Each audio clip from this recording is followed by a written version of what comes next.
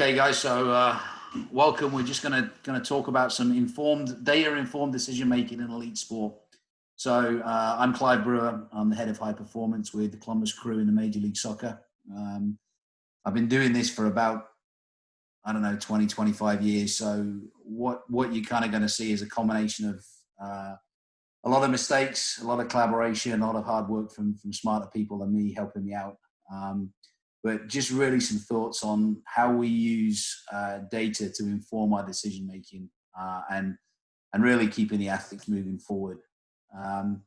So some of the key things that we want to talk about: if things are measurable, then measure it, and if it's controllable, control it, and if it is measurable and controllable, then record it. That may sound obvious, and Tony Strobik does a great job of capturing things that really are the essence of what we do and helping us to get better. And it sounds obvious to record it, because if you record it, you can utilize it to look back, reflect, and make better decisions in the future. But it's just trying to make that common sense, common practice. And really for us, it's about trying to look at what are the decisions we can make around three key factors. So one is the athleticism of the athlete. So how do we get them bigger, faster, stronger? How do we make them better prepared to solve the movement problems that the sport that they participate in for them? Two is the readiness factor. So on any given day, we as coaches and performance staff are battling the dilemma of the fitness fatigue paradigm. How do we build up enough chronic training load to make sure they've got high levels of fitness whilst dissipating fatigue to ensure that the athlete is ready on any given day. And then the final factor is, if we can get athletes optimally ready and optimally prepared and athletic enough, then we should reduce injuries. And obviously for us, that's a prime target. And I always look at those three factors in that order: athleticism, readiness, and injury reduction. I think too many people honestly focus on the injury reduction aspect. And if we do that, then we lose sight of the need to get bigger, stronger, faster, more powerful, etc. And we can lose focus on readiness as well, because the easy way to reduce injuries is not to do anything. So we've got to get the right balance there between risk and exposure. And a key concept we're also going to talk about is dashboarding. So we can look at pockets of data all over the place. But the key for me is how they come together. And I really like the analogy. A lot of people say to me, can you explain in simple words to an athlete what is sports science? And for me, it's like, literally, if you're going to drive a car, you know how far you've gone, you know how fast you're going, you know how much fuel you've used, and you pretty much know the route map if you've got a GPS. So, but if I cover all those things up for you, how do you know how far you've gone? How do you know how fast you've gone? How do you know how much fuel you got left, right? So the dashboard is really, so sports science for us is the dashboard, of your car. And the concept of the dashboard is simply that we have got a fuel gauge, a speed gauge. We've got a navigation system that really tells us how far we've got left, how much gas we've got to make that journey. And we can make decisions as to whether we want to slow it down and save fuel, or we want to speed up and get home quicker, or, what is it that we want to do that gives us the best chance of success. So that's why I kind of like the database, or the dashboard base for data synthesis. And then the key thing as well to remember about all of this is it's all about making the players better. Everything we do is geared towards the players. It's not about, whether you're a doctor or a physiologist or a biomechanist or a strength coach, or that doesn't matter. It's about how do we get all of this knowledge coming together to make the athletes better. Okay, and that's why we do this. And it's not about putting our specialisms first. It's about everything we do, putting the players first. So, my journey into this and the database stuff. Let's start talking. I was the head of human performance with England Rugby League. I went back into a club, and the reason I went back into a club was it was a great opportunity with these Vikings in the Super League. They were starting as a new franchise, and it's to really build something from scratch, working with a great coaching team. And it's, rugby's a fairly brutal sport, a fairly tough sport. The athletes have to be as big, as fast, as strong, have the best endurance, etc. So, from a physical challenge perspective, it was a great opportunity to really develop a training facility, develop a sports science program, work with some great medical staff to pull together, a performance program there. And we got to a point typically again where we had fully periodized models, individuals loading programs on the field and off the field that were tracked and monitored. And, over time we could get to a point where we could identify on each day what is the ideal training load. So if you looked at match day -3 as being our last real physical day, what were the areas that would put a player or set a player best up for success in terms of things like high speed running and sprints and HML distance, etc. So we could really begin to optimize and individualize, load on that. And we developed a process that worked well. And how do I know it worked well? And I think this is a key thing that a lot of people say. How do you know you're making your impact? Well, if we go back to our physical development factors or athleticism, then over the 3 years, the meters per minute significantly increased. The intensity of which the players were able to play significantly increased. And that corresponded with the number of wins going up, significantly increasing.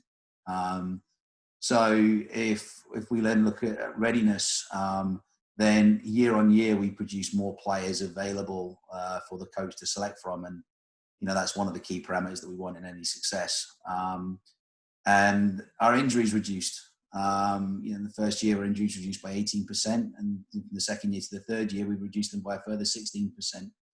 So, in each of those key variables, there's markers of success, and that process was largely based upon, some longitudinal data that we'd have that profiled the athletes, that then went into, they then went to an individual training profile. So what were they going to do in the weight room? What did we plan for them on the field? They'd come in each day. We'd do some daily wellness and some screenings, some jump tests, hamstring and groin squeeze tests, some biomarkers, and they go through a daily pre-training process where they'd have individual work-ons and treatment plans, etc. We also looked over time at their professionalism, and we kept data around that. But this data, the daily pre-training data, was used to say, yep, they're good to go. There are some things here that we need to be curious about in terms of, do we need to adjust the load we expose them to today, or like actually in a rare instances, like, are they a red? Do we really need to limit their exposure to the field? And that's not a decision we take lightly, because I think, there's a trend in performance staff to really say, oh, we need to hold back on volume, or, should he train today, or should we, and that really, for me, that's not our job. Our job is to make the players available for the coaches to select from. That's in training and in performance. So it's about how do we maximize their training opportunities, not reduce them. So then they go and do the training, the daily training. We look at their pitch volume, their gym volume, what was their dose response, etc., what were their RPEs. And then based upon that, if everything's green and good to go after these factors, they go and play a game. And if they don't, then, then we're into our injury management process from there. I went from there to Major League Baseball. So working for the Toronto Blue Jays, but largely based out of our spring training facilities in Florida. But here's an organization where now I've gone from having 30 players that I interact with every day and a small group of staff and coaches to 250 players and approximately 50 members of staff that we need to interact with. And those, the Major League side at home in Toronto, but we played 4 games in Toronto, then we go on a road somewhere else in the United States, then come back to Toronto, then go somewhere else in the United States. But we also had 4 full season minor league teams, 3 short season minor league teams, and an academy in the Dominican Republic. So it was looking at using a data-informed process to drive performance through that entire structure to deliver players to Major League and then deliver the World Championship to Toronto. So very different use of data, and I'm going to give you some specific examples of that through the system. And I was there for 4 years before moving this year to MLS and the Columbus Crew. to a great opportunity with a franchise that's looking to build a new stadium, a new training venue with some great staff, a really forward-thinking coach and forward-thinking front office, and opportunity to impact again, working daily with a small staff and a great group of players. So, and I'm going to talk about some of those specifics that we're working on there as well. So you can see our data used to inform this. But my key philosophy is about being player-centered, practitioner-driven, and environment-supported. And we're about making players better at every level. If you're the best in the world, the reason you're the best in the world is because you want to get better every day. And if you're a developing player, then you want to get better every day to get to that point where you can be a challenger.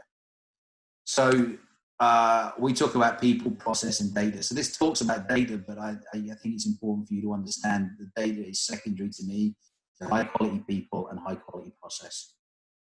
So we can get the analytics from the soccer science. We've got the athlete development science. We've got medical science, and we've got mental performance and well-being science. And there's data sets coming in all the time from these four areas. But with good people, with great process and valid and reliable data supplies, then what we can actually do is to bring that knowledge together into some form of actionable analysis. And that's the key is when these data sets come together, they're synchronized, they're dashboarded, and we can use that to drive decisions. And this Steve Guerra shared this model with me, and it really resonates. And it's one of the things that the biggest data set that we actually have in professional sport, in any environment, is the experiential knowledge of our practitioners, coaches, and players. Basically, if it's happened, we've seen it somewhere within your club and within your environment. So we need to remember that. And this is, so this is our biggest data set: the experiential knowledge of the front office staff, the head coaches, people like the technical director, etc. Now, there are also some gaps in that knowledge. So what we do is we try and use data to enhance that. So we collect data to enhance the coach's experiential knowledge, and more importantly, to reduce speculation, take the guesswork out of it. So gradually over time, this should shrink, and this coach's knowledge will increase, and we'll look for more data that will carry on doing that. So to do this requires a real world problem solving approach. You can't do this as an academic. You need to understand what are the interlinking variables that exist around performance. Okay. And it's not something that you can research.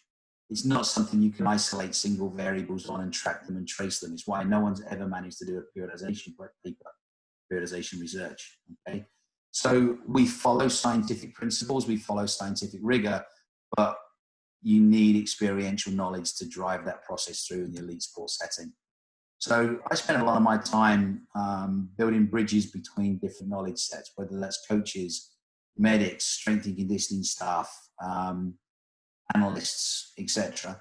So you build bridges between those professional knowledge sets, and you restructure those knowledge sets so that one can understand another. So if you like, I'm a conductor. Right? I spend my time leveraging other people's expertise, so that we can get the most out of their expertise and the most value of it, and we can integrate that to the benefit of the players.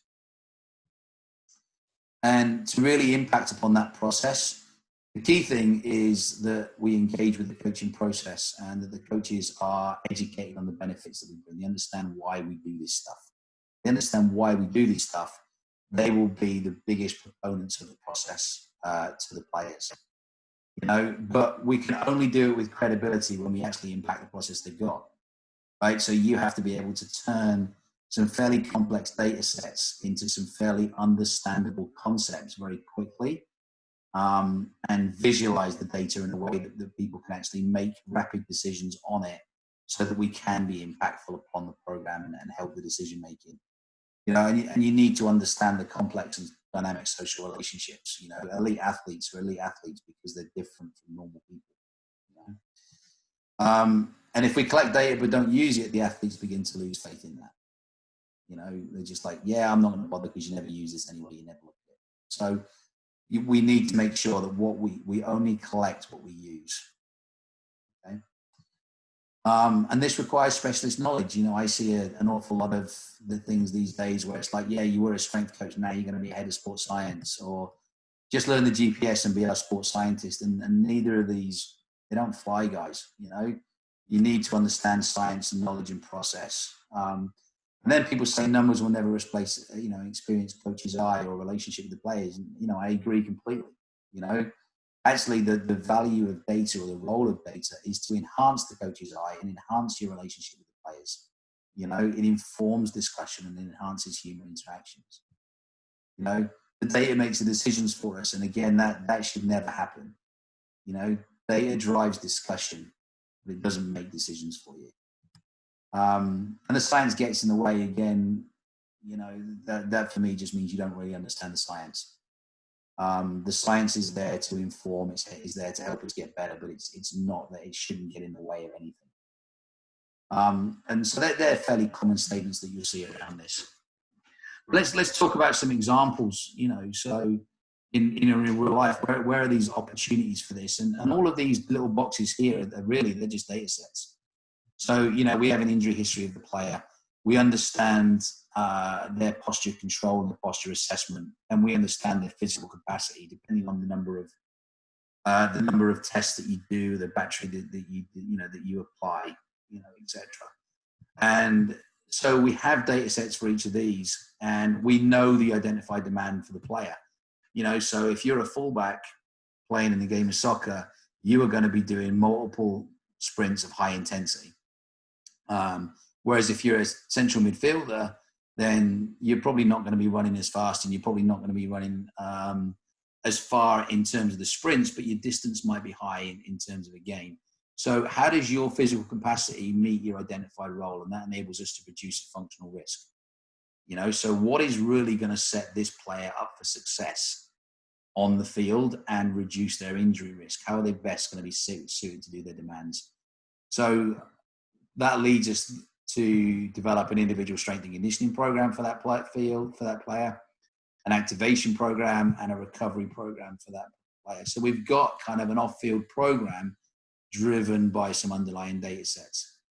And then on the field, you know, we understand what their internal and external load is from training.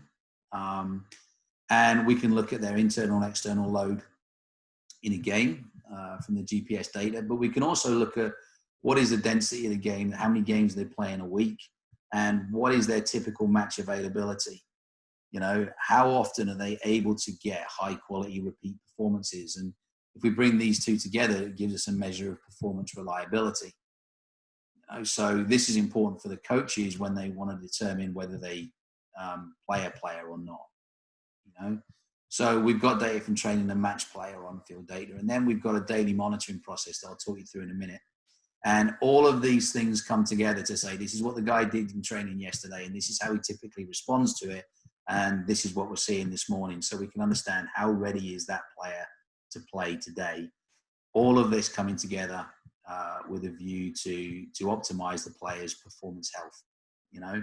So making them as best as they can be, as often as they're required to be. So looked at in another way, you know, we have a team training plan and we have the individual development plan that we talked about here. And that comes together into how does this program fit into the daily training plan overall. And then, you know, we have measures of daily monitoring. So it might be physical preparedness. So, you know, we might go on the force platform and look at weight and hydration. And, you know, we might do the groin squeeze or some hamstring strain gauge, etc. So we actually look at their physical preparedness. And, you know, the reason we use the force platform is to look at neuromuscular readiness. Musculoskeletal fatigue might come from the groin squeeze, for example. You can look at the athlete's psychological readiness from self-report. And we can look at their recovery status from HRV data and from sleep data, which is something we do every day. And then we can look at their training status in terms of, you know, what medical things are we seeing? What's the massage therapist telling us from getting our hands on them every day, etc. So we take all of this information on a daily basis and then use this to make decisions, you know. And we have this interdisciplinary review. And that for me is really important. It's not just one person making the decisions. It's, what are we seeing physically from a medical status, from the coaches, etc. What's analytics telling us? And based upon that, is the player fit, good to go? Do we need to modify anything? Do we need to limit their training in order to reduce the risk, or do we remove them from training? Which again is something for me that's we've got to be careful about how and when we do that. So once we've got these recommendations, we discuss that with the coaches about how do we best achieve that outcome. And the important thing is discussed with the coaches. This is not our decision to make. We would go in with recommendations saying this is what the evidence is suggesting us, and because we have that communication and that trust, then it's a fruitful and honest discussion. But this is where the key discussions and key decisions are actually made here. And again, another example talks about with Tony Strudwick. So what we look at here is good processes that enable us to gather, store, and access good data. And then with the right people, we get good analysis of workload, wellness, and performance. And if we understand these three factors, then it actually enables us to drive innovation, okay, which could come in various forms. So that's important for us. And this information is going to be efficient, it's going to inform decision making. The key thing that it wants us to do really is to assist us in asking the right questions of our coaches and of our athletes, but it must transfer to the field, must make the players, must make the training process, must make our training environment better. Going to the Blue Jays, then, a very different example where we had things at a system level and a player level. So, you could be at a minor league franchise, say in New Hampshire, in Manchester, New Hampshire, where you're a coach, or you could be in the front office in Toronto as part of the general manager's staff, and both places are making decisions on the player. One is working with the player daily. The other is, might never actually work directly with the player, but is making decisions upon that player's career, that player's program, that player's environment, etc. So if every player has a plan, right, then we can make decisions around that plan. And we use surveillance and identification support at the system level, and we use coaching decisions at the everyday player level. And there's a time interval between these. At the delivery level, that time interval is very short. I see this, I need to make this decision about what am I going to do with that player, in real time.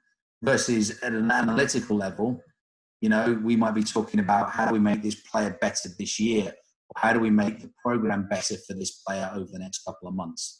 So there's time there for expert discussion and evaluation around it. So in some areas, we need things that are very high level, and at coaching, we need things that are very detailed and now and in the moment. So we typically might talk about coaching tools or system reports.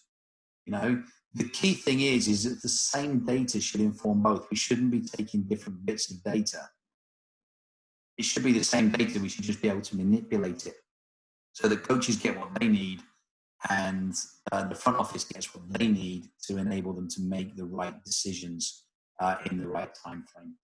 And that's really key to understanding how a support process should work. It's making sure that the right information goes to the right person in the right way to make the right decision. So we use the daily monitoring process, for example, for our pitches. So we talked about, we took a daily overhead grip. And the reason we did overhead was because it was a really good indicator for us of that upper quadrant health, thoracic, cervical, spine, etc., all the neural pathways. And it was a really useful indicator for us over time. And we also did a modification to the FMS shoulder where we actually measured the centimeters between the hands, dominant arm over, dominant arm under. in there. So it was like a dynamic shoulder mobility or dynamic shoulder motor control test is a better way of looking at it. And then in terms of looking at neuromuscular fatigue, we did a daily jump test as well. So there's a number of things that we could have looked at in what's a highly complex and highly explosive action. But we kind of felt that these were the things that would give us the best idea of the player's performance health at any time. And every day I got one of these reports. So anytime a pitcher delivered, I would get this, and it would be my job to look through and evaluate this, and then go back with questions to the daily delivery team who were working with the player. So, you know, we can look at, for example, this pitcher and his velocity through the game, you know, was reasonably consistent. Okay, a couple of changes in around here. But this is a fastball. This is a changeup, for example, and a slider. Spin rate was pretty consistent. But if we looked at his arm slot data in the game, then we can see that his release side suddenly changed, you know. Now, I'm curious about this. I don't know why it happened. I didn't see it. No idea. But I'm curious about what is the data. The data tells me he did something different. My question is why. So in a self-determined repetitive action, why did he do something different? You know, so that was the question to the coaches and to the medical staff. Was there something going on medically or physically or mentally or, you know, technically? And they actually reviewed the video again and found that what he actually did was he changed the side of the rubber that he was stood on in mid-delivery, you know, mid-innings. And that changed his delivery. So that led to a really good technical discussion. So from what I was looking at from a physical perspective led to a really good technical discussion with the player, and it changed his delivery plan. You know, this player was something somewhat different. And I want to focus a little bit less on the game data here and a bit more on the monitoring data. So the jumps seem to be going up, but not significant. Not much change in the shoulder. Grip has dropped, though, during the week in his dominant arm. So why was that? And this player will also monitor ankle dorsiflexion for a longer term thing as well. Now, as I see, you know, grip's gone down as he's come towards his start date here. And I'm also looking, there's a downward trend there of the release side. So that's an arm slot position, which I'm trying to demonstrate, but you can't actually see, which is not useful. So I'm curious as to how these things interrelate. So then I might go back and look at some more longitudinal data on his grip. And what I can see is as we come in here, that's starting to trend down. So, you know, what is that really telling me about, you know, what's going on in and around that upper quarter? You know, is there something going on in the neural pathway or through the shoulder structure or through the thoracic spine? What is it? What's actually occurring? And I don't know, right? So I'm curious, so I can ask the question. So I asked the question to the medical staff who talked to the player. And there were some things going on in the shoulder that actually were really treatable. And so they adjusted his treatment program, adjusted his daily workload program and his preparation routine. And without him missing any training time and without him missing any games, we're able to change that lineup best fit over time. You know, so again, it's using that data to inform the discussion and to get good outcomes for the player and to get ahead of things before they start to go south. So, you know, another example was using the passcodes to do the ASH test, which I'm sure a lot of guys are familiar with. You know, so in doing this, you know, we've got the I position straight up, or the Y position, or the T position, which is shown here. Well, if we wanted to do this regularly with pitchers, though, we didn't know which is the best position. So you want to spend a bit of time, and we work with Ben Ashworth on this, and several others looking at data to say, okay, well, how do we took a group of players, did all three with them daily, and then correlated which of the tests looked better with both performance and injury risk. And so in doing that, you know, what we discovered by looking at some longer term analysis was that the T data really gave us a good idea about who had better proximal stability. So the better they were able to stabilize, the better the T score was. Whereas the I score correlated stronger with global strength, but the one that correlated best with performance and injury risk actually turned out to be the Y, which is the arm up here. But then from all the variables that we might look at, on the Force platform, which one do we actually use to make a decision on? Because there's a ton of them. So that involved another study of looking at a period of time, about looking at the Y data on here, and then correlating that with performance measures and say which ones are most predictive of performance for us. So we came up with basically rate of force development and peak force. And so, and peak force is an interesting one, because in a high velocity sport like pitching, it's like, okay, it usually takes a longer time to achieve peak force. So time to achieve peak force was important for us as well. And then we could use that data to inform our programming. And it's a good example here of one. This was from rehab. So we took a picture, when he was at stages of rehab where he was actually able to do this test.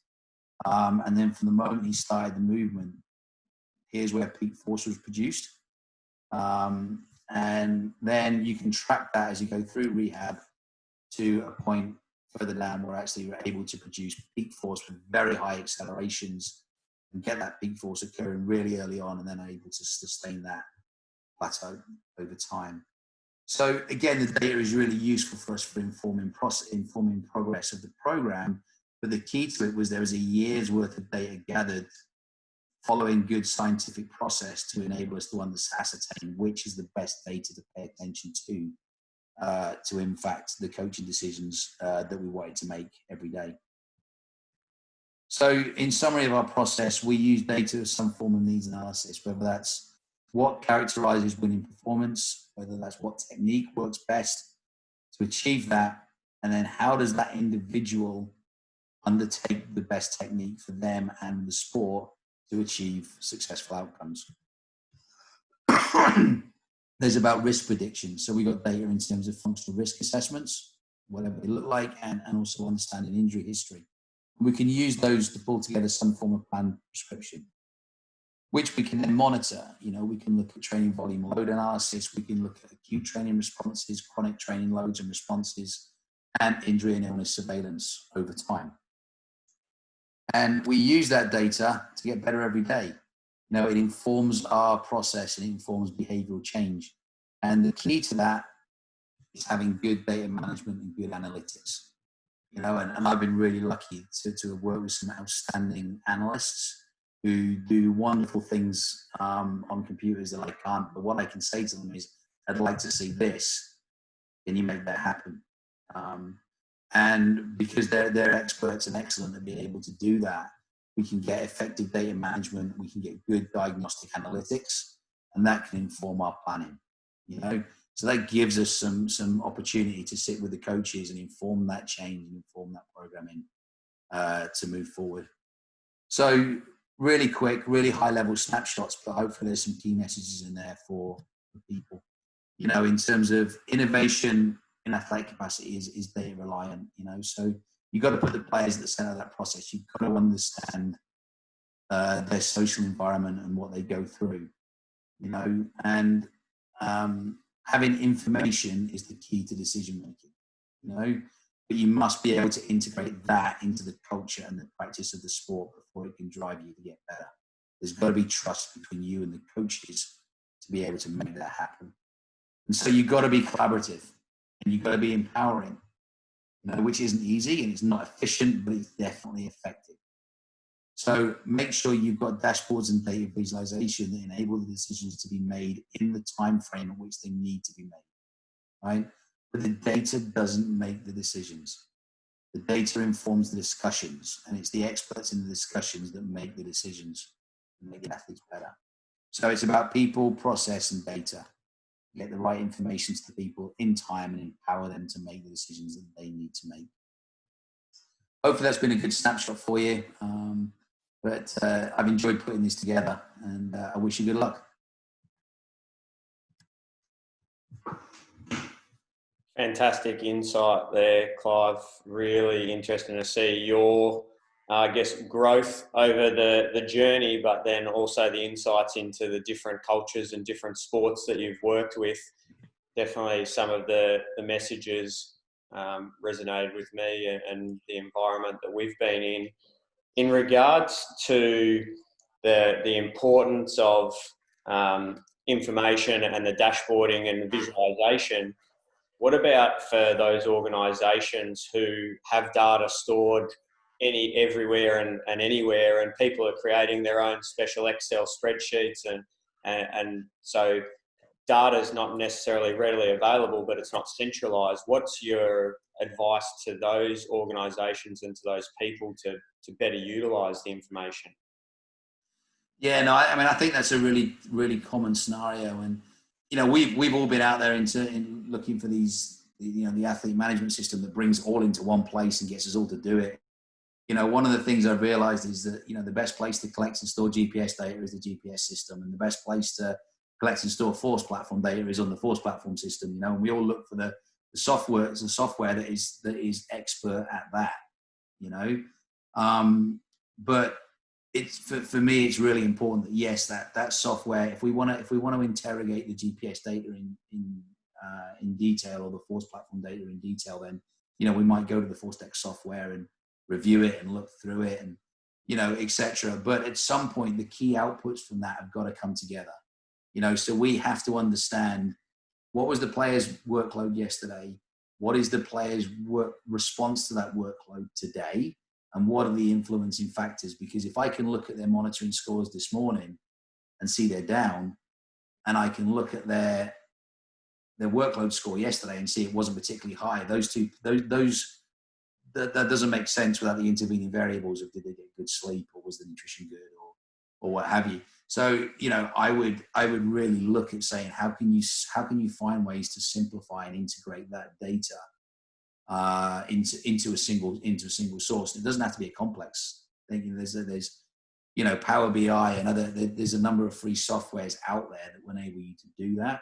But I would really look at what are the key variables and bring them into one place, because otherwise you are chasing data sets all over the place. And unless you really understand what are the long-term trends within those and what are the factors that influence them, you could be chasing ghosts.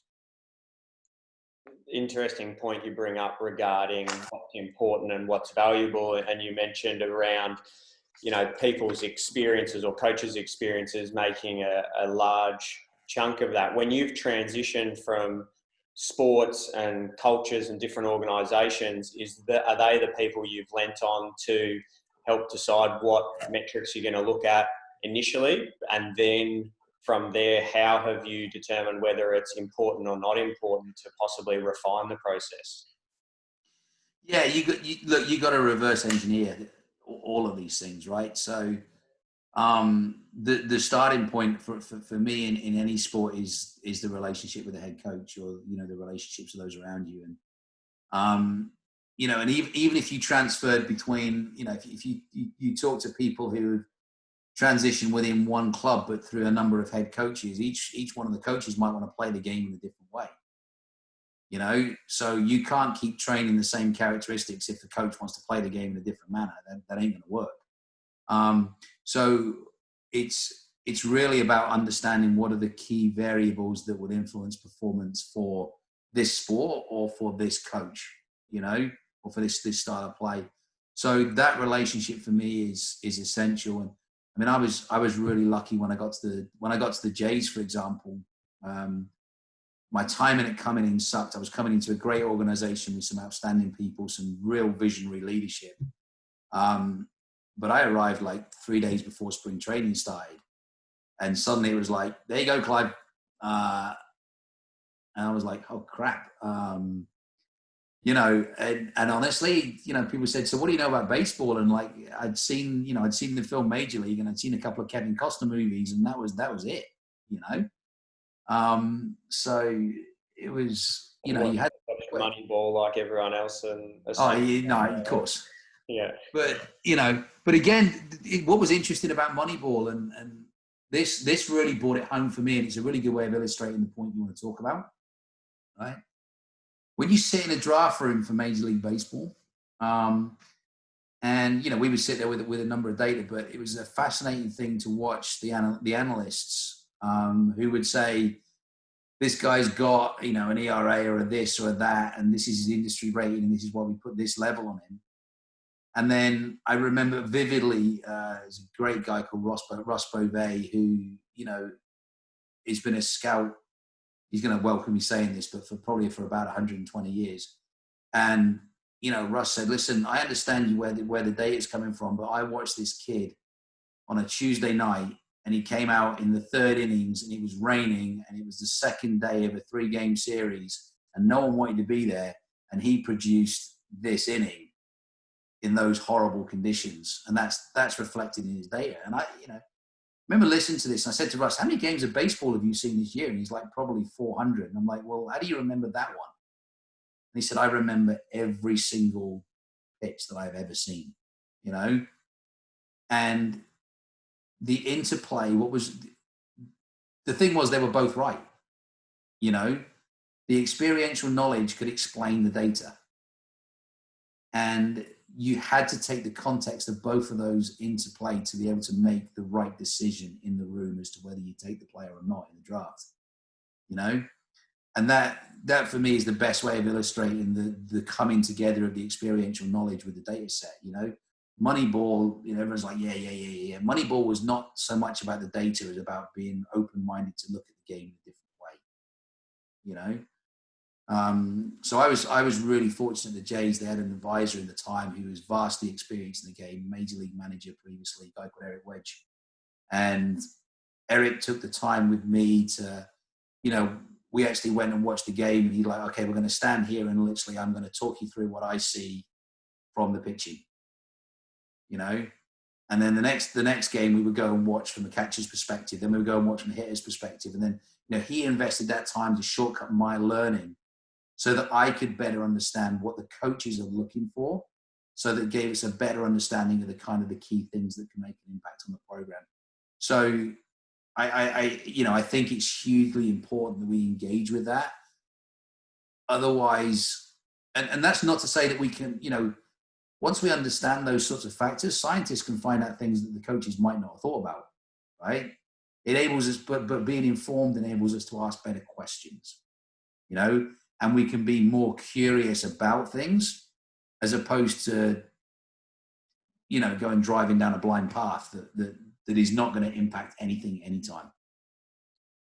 Definitely, and I guess once you have explored those metrics or avenues, it's actually then does it relate back to performance. And you spoke about the ASH test and using a longitudinal analysis to determine what was, I guess, important. How do you employ? You said you spent about a year to look at that data. How do you get buy-in from the athletes and staff to assess something for a year but not necessarily action on it? Are you giving certain bits of information to the athletes and the staff to build their understanding of what you're trying to do, or are you still using it, just not putting as much weight to it until you were firm on how it could better impact your program? Yeah, no, good point. I mean, firstly, in an organization where you've got a player development pathway like that, you utilize that longitudinal study with the entry level athletes into that program, right?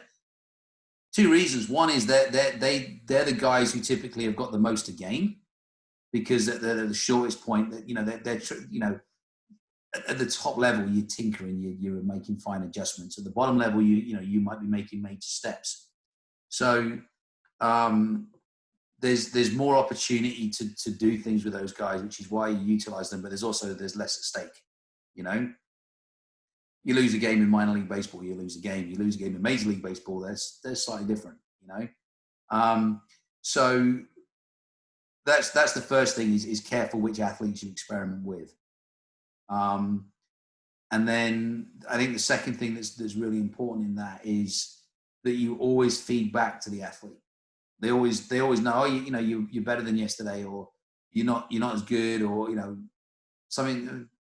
How, you know, you use the information that you'd see to engage them in something, so that they know you're looking at it and they know it's got that interest at heart. But you're always very clear with the coaches and the program staff as to what the purpose of this work actually is. You know, if you learn some nuggets on the way that's going to enable you to better influence that player and that decision making, then that's fantastic. You know, but look, an athlete who's giving you stuff and is not getting anything back is not going to be motivated to engage in it for long. You know, and it's the same. You know, I remember once when I was at Witness with one of the players, and we did these well-being tests, every day. And then, one of the players came up to me one day and says, I'm not bloody doing this again because you never look at it. And I said, well, what do you mean I never look at it? He said, I put down I was really sore today and you didn't adjust my program one bit. And I was like, no, listen, I know you put down you were a 4 upper body soreness out of 5. You were a 5 lower body soreness out of 5. And that your fatigue level was 2 out of 5, right? So you were really sore and you were really fatigued. But guess what? It's pre-season. You're exactly where I want you to be, right? So I know your numbers. I know where you're at, but you're where I want you to be. Toughen up, princess, and let's get on and do it. So the key benefit for that is that the athletes know that you're using the data. And there's other times when you can go into a guy and say, how's your little one doing? And they're like, yeah, he's not sleeping very well. And I thought, no, I thought he wasn't sleeping very well. I saw your sleep score last night. Is he up all night? Is he? And so basically what you're doing is you're showing the athlete that you care about them, you care about their family and their environment. And the data is a really good bridge into that conversation with them, And then there's other guys that you wouldn't engage with that data at all with, because you walk up to them and say, how you going? It's like, oh, I don't know. Is my leg bad? So I don't know. Is your leg bad? Oh, I don't know. No, my leg feels okay. Maybe it's my back. I'm like, why do you think there's something wrong with you? So again, you got to know your athletes. Fantastic insight, because it's definitely understanding the psychology of the athlete, and as you spoke about, the culture of the sport as well, and how that influences your decision making.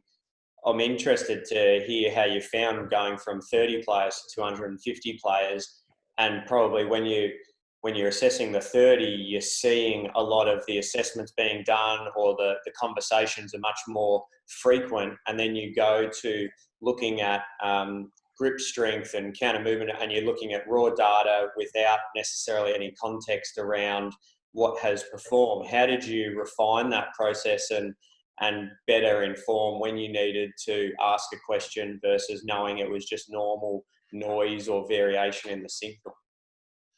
No, that's one. How did I refine it? I'm not sure I ever did. It comes back again to what we talked about, as having confidence in your process and confidence in your staff, right? Once the staff really engage with the why of the process, they understand what it was we were doing and why we were doing it. The actual reality is what I wanted to do was to make myself redundant in that process, so that the actual staff who were with the athlete, who had the context that you were talking about, were able to look at the data and make those decisions for themselves. So my role in that was to educate and inform behavioral change in the staff to be able to deliver that, which is where we got to, So having staff with a growth mindset and learners is important, because they're the ones who've got the context, right? So all I was trying to do was to look at the data to really ask the questions to bring the context out, And so, look, sometimes the jump data was down because the guy just didn't give a shit. On that day, he didn't want to jump. And that's fine.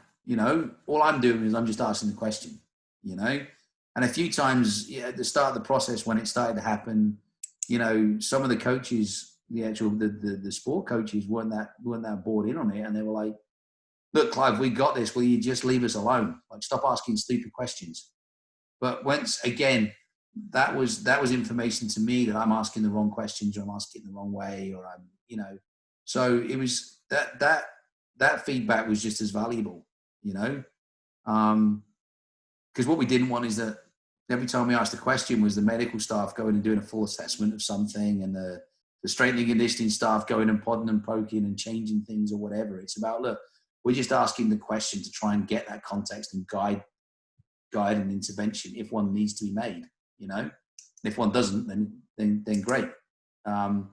So you can't use that without the context, I think is what you're saying. Whereas, yes, 30 players, I can see it every day, and I can walk in and around and I can have that discussion with the player. Now, at that point, it's actually an inverse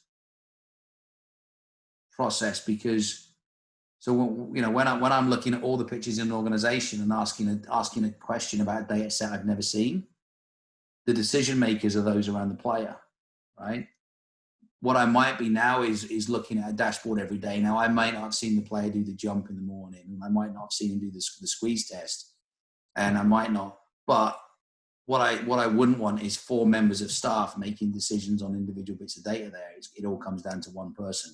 So I'm the guy now, because I'm there, who can then say, okay, look, I need to go and find out more from the player, and I can go and have that ask, and look at it. So it's the key is about determining who is the decision maker at each stage of the process, and acting upon it, and that will change with context.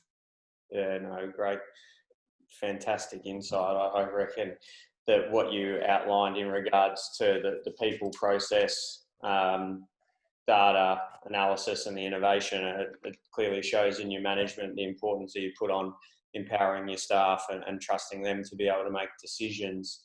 In the context of that, how important have you found your personal philosophy and the philosophy you've carried from organisation to organisation to drive that, and has it changed since from your Vikings days to now the Columbus crew, or has it stayed pretty stable?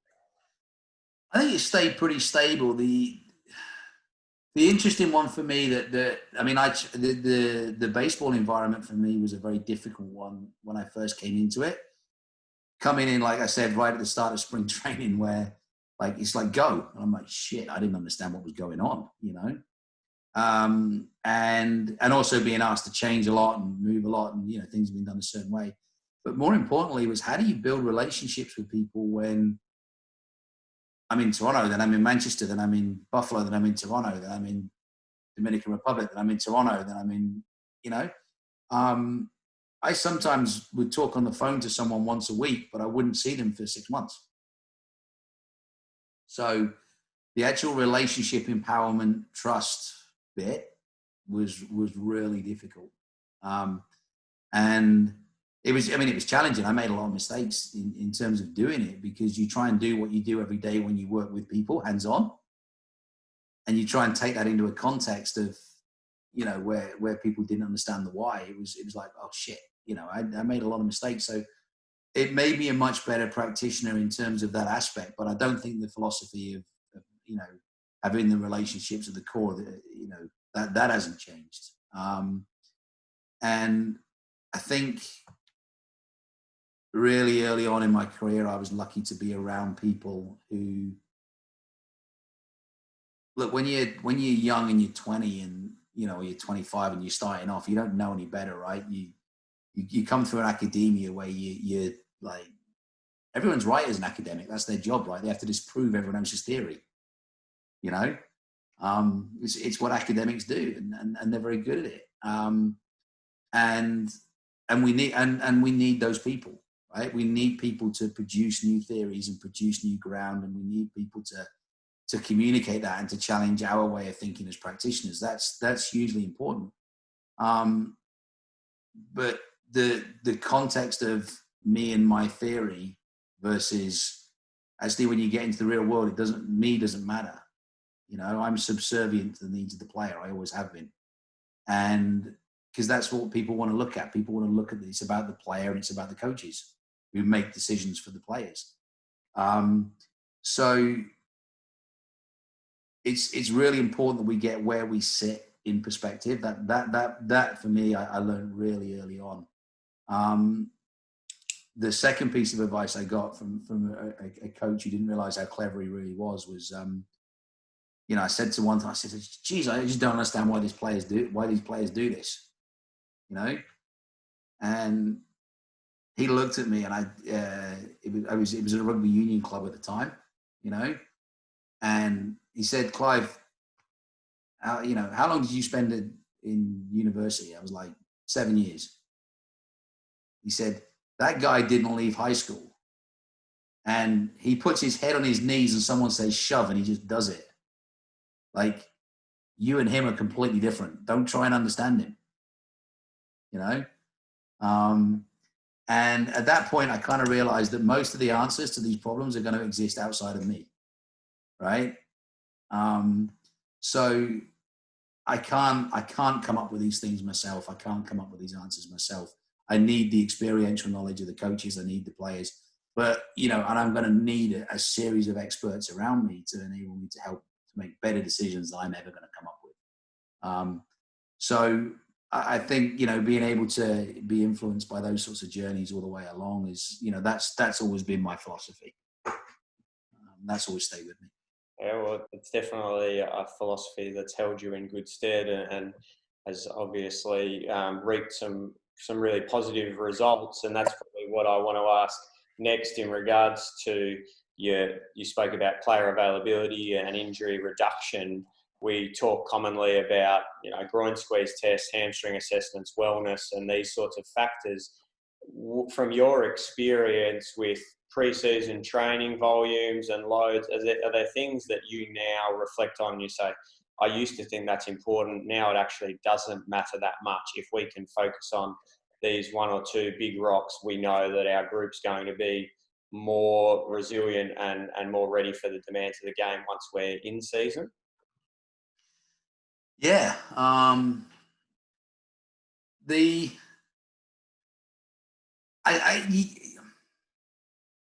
answer is yes. I couldn't tell you what those big rocks are, though. You know, for me, I think that there are certain things that you look at that you really want to make sure that you get right. I mean, with Widnes, for example, it was different because we were taking a really young franchise with basically the lowest wage bill in the league, you know, and actually the first year we weren't going to get relegated, so it didn't really matter, you know. And I had a conversation with Dennis Betts, the coach at the time, when I was coming in, and you know, he and I both agreed on the fact that, look, you know, we had so much work to do that there was going to be the work volume that was needed to be done in that first year was going to cause fatigue, which could predispose us to a high injury rate, you know. And the work almost, I mean, nothing's ever more important than the game, right? Don't get me, nothing is ever more important, but we knew we had to work harder in training than we normally would do. So I think, you know, the big rocks for me are about more about like what is going to make the most impact upon the performance that you want to achieve.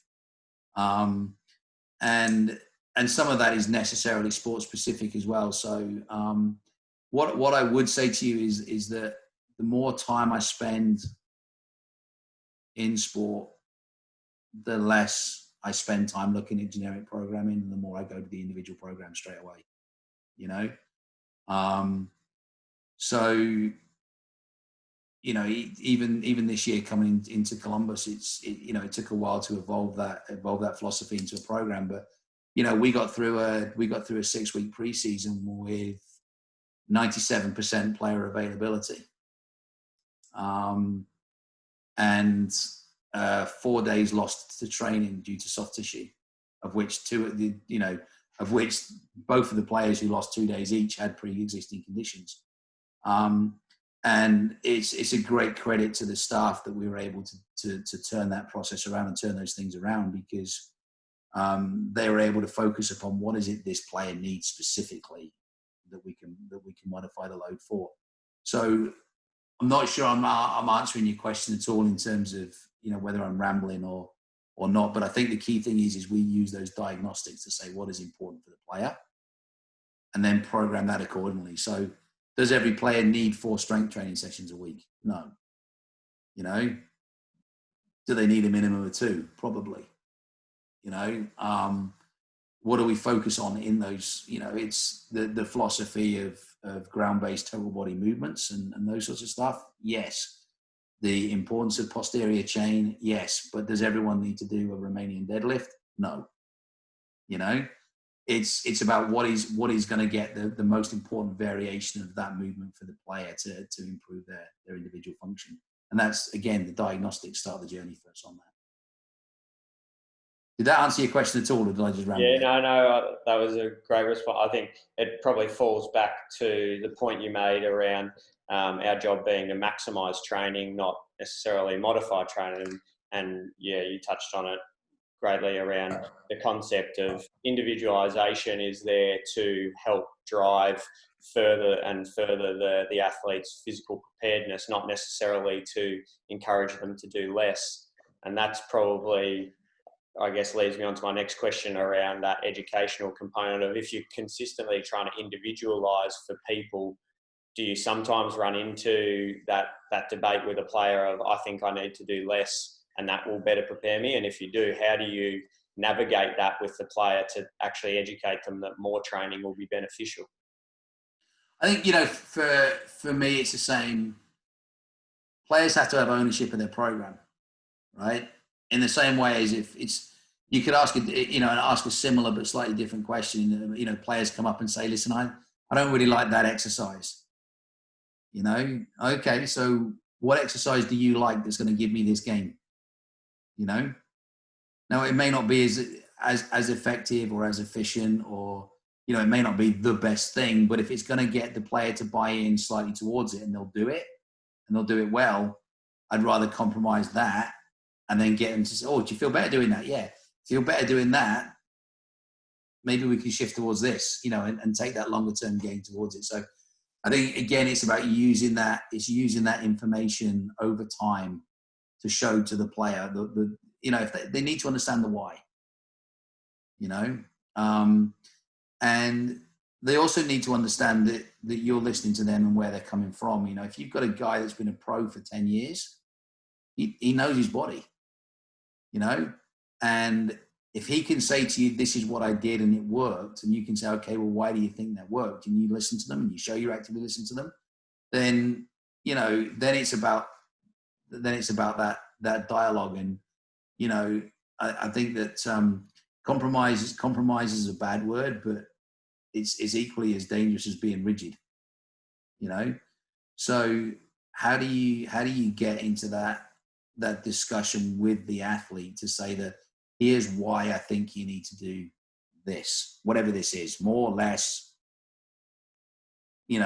different, whatever, is about why are you putting that forward? I think it probably comes back to your philosophy around the athlete-centered approach and player-centric approach, in regards to, it's not about what you think's most important, it's about collaboration, communication. And if you've got that trust and that relationship, the player will be able to openly question you about your program and know that you're not going to just backfire on him or her, and that you're there to maximise player output. So I think, yeah, and I think if you asked me 20 years ago, I was probably like, shit, I was insecure in my knowledge, and I was like, and straight away you put that defense up in terms of, no, this is why you're doing it, because I'm telling you I'm doing it and I'm the guy, and you look back at that and you go, what was I doing? That isn't it. Being confident and knowing what you said is about being able to, you actually embrace the question, embrace the challenge, embrace the, so one of the things, my staff hear me talk about all the time is the fact that if you stay in your lane, you get overtaken, So we want staff who are going to come in and not stay in their lane. We want people to ask questions. We want people to challenge. We want people to, and I love it when the coach comes up to me and says, "Why are we doing this?" Because ultimately it affects the players, it affects his program. He's like, "Oh, you want those questions because you want people to own what they do." Fantastic insight, and it sounds like the culture and the environment you're building for your players and your staff at Columbus is one that will hopefully see a lot of prosper, both on and off the field. So I'm conscious of the amount of time we've had you for this evening, Clive. Really appreciate your insight. The presentation was fantastic, and you've answered a lot of our questions. So thank you very much, and good luck once we start back up and everything opens back up. We look forward to staying in contact and seeing how you go. Likewise. No, Selwyn, thanks very much, mate. And I appreciate the discussion, some great questions, and good luck yourself when things get back underway again.